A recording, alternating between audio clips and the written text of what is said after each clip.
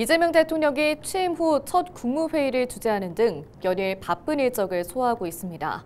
그동안 전국 혼란으로 정체됐던 현안을 신속히 챙겨보겠다는 계획인데요.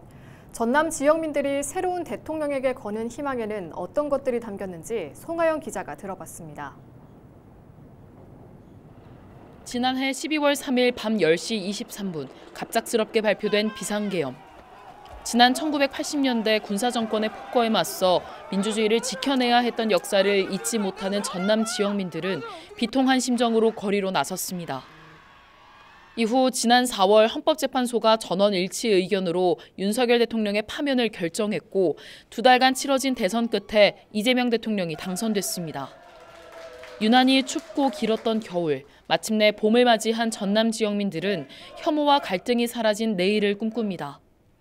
그냥 나라 안에서 같은 민족끼리 분열되고 이런 게 좀 많이 안타까웠던 것 같아요. 국민들의 의견을 최소한 많이 반영하고 또 소리에 좀 귀를 기울이면서 좀 하나가 되었으면 좋겠다라는.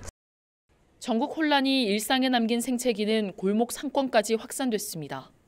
주요 상권들은 활기를 잃어갔고 소상공인과 자영업자들의 어깨는 날로 무거워졌습니다. 지역민들은 경제적 불확실성을 걷어내고 민생 경제를 회복시킬 수 있는 정책이 신속히 제시돼야 한다고 입을 모았습니다.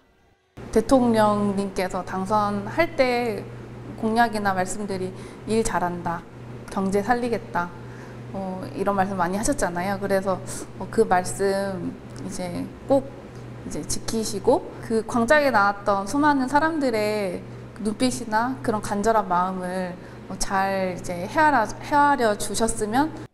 어느 지역보다 지방 소멸의 위기감이 고조되고 있는 전남. 학령 인구 감소로 문을 닫는 학교들이 빠르게 늘어나는 현실을 마주하고 있습니다. 지역에서는 교육 경쟁력을 높이기 위한 노력을 이어가고 있지만 이마저 쉽지 않은 상황. 교육계는 지역 여건에 맞춘 정책과 학생들의 학습권을 보장할 수 있는 대책이 필요하다고 강조합니다. 3년 동안의 교사 정원 감축으로 가장 큰 피해를 보고 있는 곳이 바로 도서벽지가 많은 전남입니다. 학생수 기준이 아닌 학급수 기준으로 교사 정원 배치가 매우 시급한 상황입니다. 이재명 대통령이 당선되면서 국회는 3년 만에 여대 야소 구도로 재편됐습니다. 시민사회단체는 이 대통령이 국정 운영을 원활하게 추진할 수 있는 기반이 마련됐다면서도 야당과의 합리적 관계 설정이 중요한 과제로 남았다고 설명했습니다.